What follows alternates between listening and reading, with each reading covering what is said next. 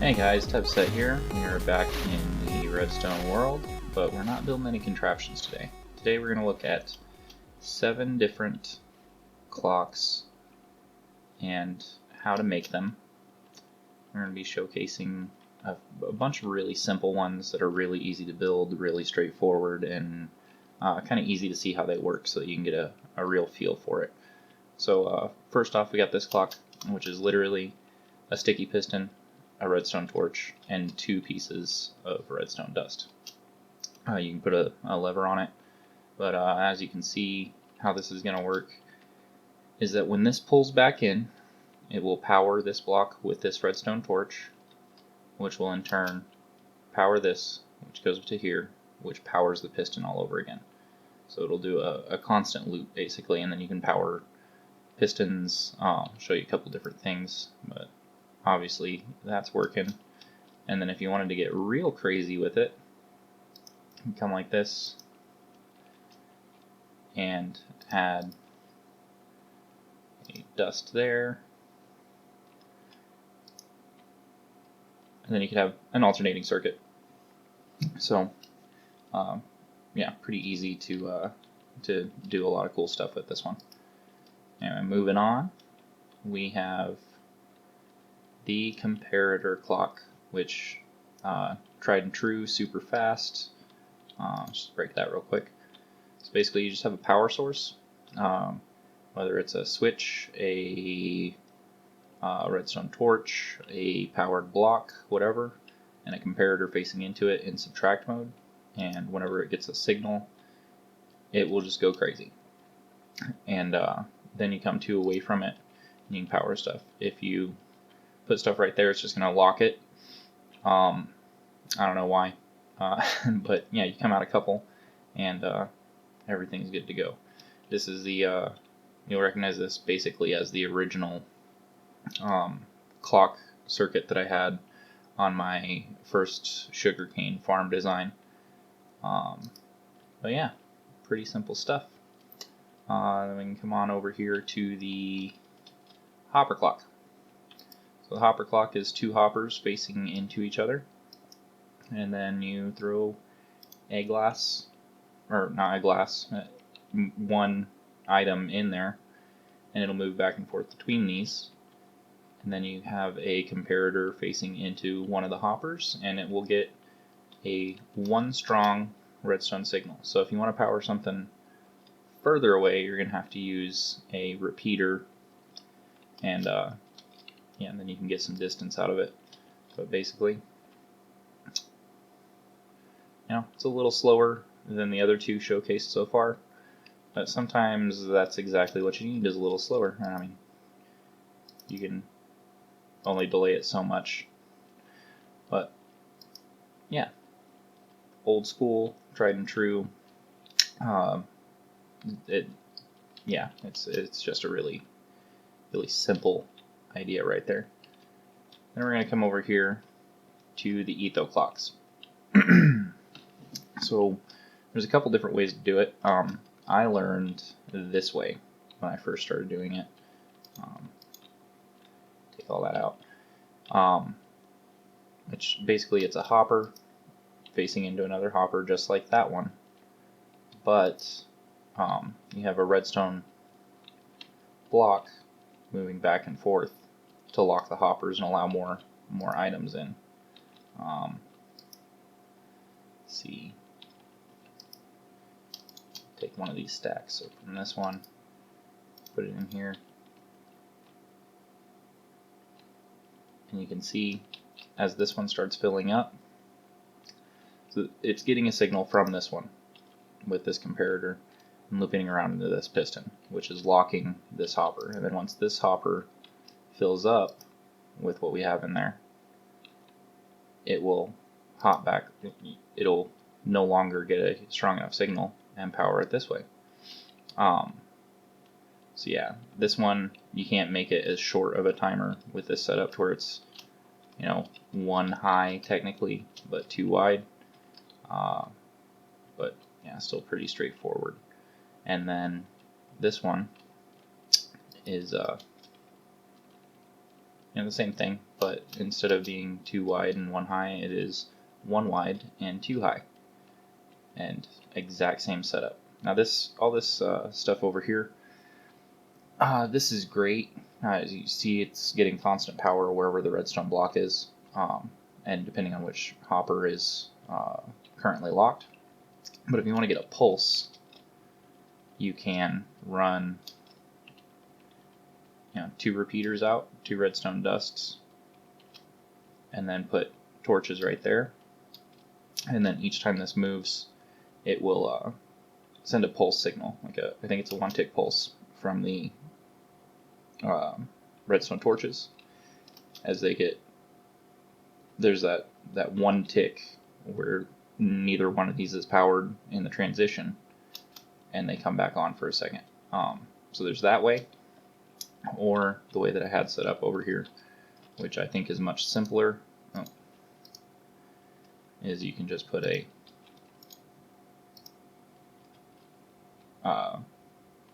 observer into either one of the pistons or both the pistons, and whenever the piston moves, it'll update and move whatever you're moving, or send its 1 pulse signal from this, because this you could also do it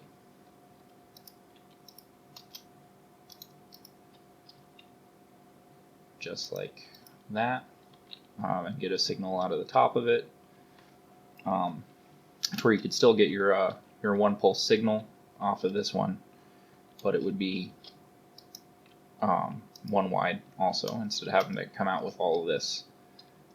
It's up to you. These are a little bit more expensive than this, but sometimes a little more expensive is a little more worth it when it comes to slimming things down. Anyway, we'll shut both of these guys off, and then we are going to move right over here to one of the smallest and faster and easier to build clocks out of all of these designs. So this is a sticky piston with an observer on top of it, and then wherever that observer is facing the block above, you're going to put an observer facing back into it. When you activate this lever, the movement of this, placing this in front of this, updates this, which sends a signal. And then as this is sending a signal, it updates this, which sends a signal, which updates this, which sends a signal, and back and forth and back and forth. Now, I've heard if you use a lot of things like this, it can cause a little bit of lag. Observers are kind of laggy. You can also, if I left this running, went way over there, there's a chance that when I came back and loaded the chunk back in, that these would be locked and both powered. It's not the end of the world. For how compact it is, it's a pretty good system. I like them. And then this more popular guy over here, you can see that's its natural running speed. So these are super popular for a lot of reasons. I really like it. Once I kind of used it for the first time and realized how customizable it is for all the applications you could have it, it's quickly become my favorite circuit, and you'll see it in a lot of my builds, a lot of other people's builds. Yeah, it's just a cross with the center taken out, so you don't even need that guy. And then one up here, torch, repeater facing that block, redstone, and you don't even need that dust either. Just all of this does it, because when this block gets powered, it either powers, or it powers this redstone, which powers this block, which shuts this torch off, and it's just an endless loop right there. So the thing about this, though, is that with lever placement, you can get a couple different things. We'll put all this back to demonstrate this. So that's going. If you put your lever right here, like if you were doing a 0-tick sand farm, like we did over there, the lever's up here. And the reason is that when you go to shut this whole thing off, the pistons stay out, which keeps the sand from falling. It's exactly what you need in that situation. But if you put the lever down here, when you shut it off, it only powers this and this, which in turn allows the entire contraption to have its pistons retracted, and that's a real good thing. I don't like the pistons being out except on those style of farms that we have over there. So again, it's up to you. That's a kind of cool feature of it. Another cool feature is that it is, you can slow it down in its natural form. You can take it from a fairly fast one to a kind of slow one, and then if you really want to get crazy with it, you can make it even slower. And then if you really want to get crazy with it, you can lock it, apparently. But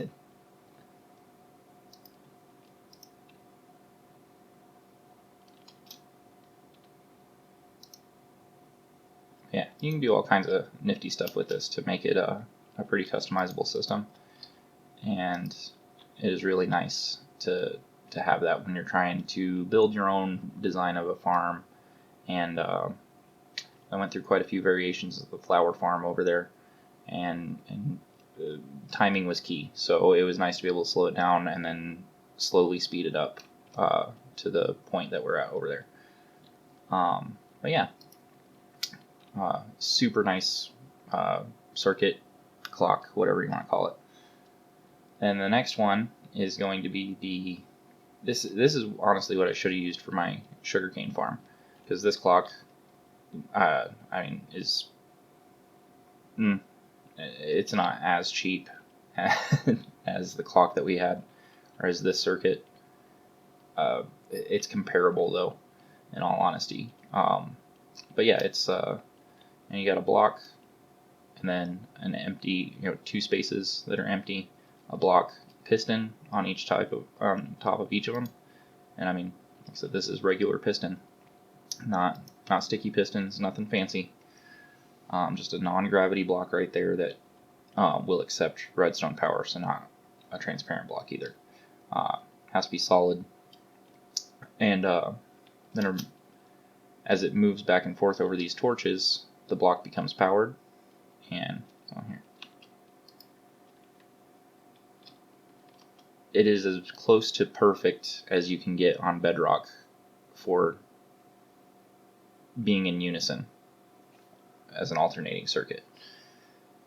So yeah, as it moves over this one, it becomes powered, powers this side, which triggers it to shoot it back this way, which powers it with this torch, which powers this redstone, shoots this piston back.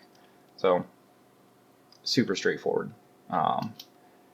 And like I said, that is a perfect clock to get an alternating piston set up, because it's moving the speed that the pistons are moving back and forth.